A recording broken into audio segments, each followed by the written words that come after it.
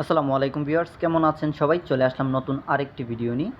Natural top coat মানে natural finishing কীভাবে দিতে হয়, ন্যাচারাল ফিনিশিং দেওয়ার সঠিক পদ্ধতি জেনে নিয়ে আজকের এই ভিডিও থেকে।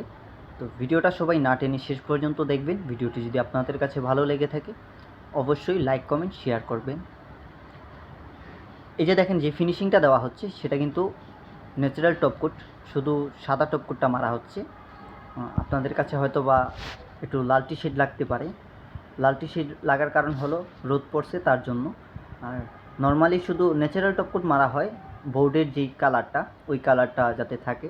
আর আমরা অনেক সময় মেহগনি কালার মিক্স করে মারি, আবার অনেক সময় দেখা যায় অন্যান্য কালার মিক্স করে মারি, সেটা হলো কালারিং টপ কোট। আর আজকে যেটা মারতেছি সেটা হলো ন্যাচারাল টপ কোট। ভিডিওটি যদি আপনি আমার ফেসবুক পেজ থেকে দেখে থাকেন অবশ্যই আমার পেজটিকে ফলো করে রাখবেন। আর যদি আমার ইউটিউব চ্যানেল থেকে দেখে থাকেন দয়া করে আমার ইউটিউব চ্যানেলটাকে সাবস্ক্রাইব করে পাশে থাকা বেল আইকনটি প্রেস করে দেবেন।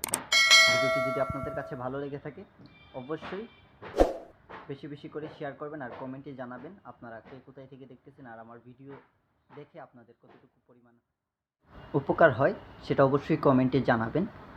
কেননা আপনারা যদি কমেন্ট না করেন আমি বুঝতে পারবো না আমার এই ভিডিওগুলো দেখে আপনাদের উপকার হয় নাকি হয় না।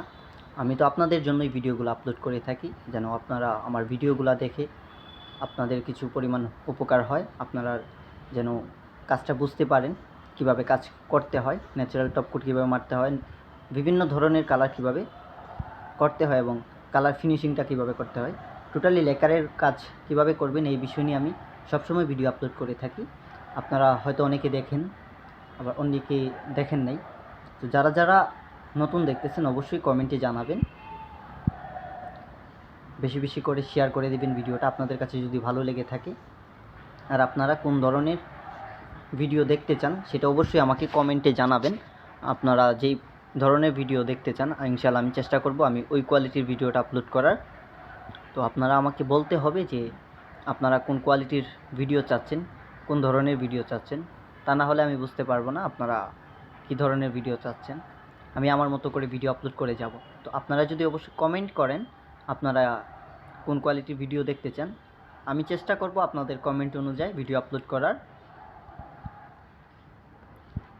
আর আরেকটা জিনিস হলো আপনারা যখন কালার ফিনিশিংয়ের কাজ করবেন তখন গানের মধ্যে সুতিতে না বেঁধে নেবেন এবং মেশিনের যদি পানি থাকে পানিটা আগে বের করে নেবেন। কেননা অনেক সময় দেখা যায় ফিনিশিং দেওয়ার ফার্নিচারের উপর মেশিনের পানিটা পড়ে গেছে, তো ওই ফিনিশিং দেওয়া ফার্নিচারটা নষ্ট হয়ে যায়।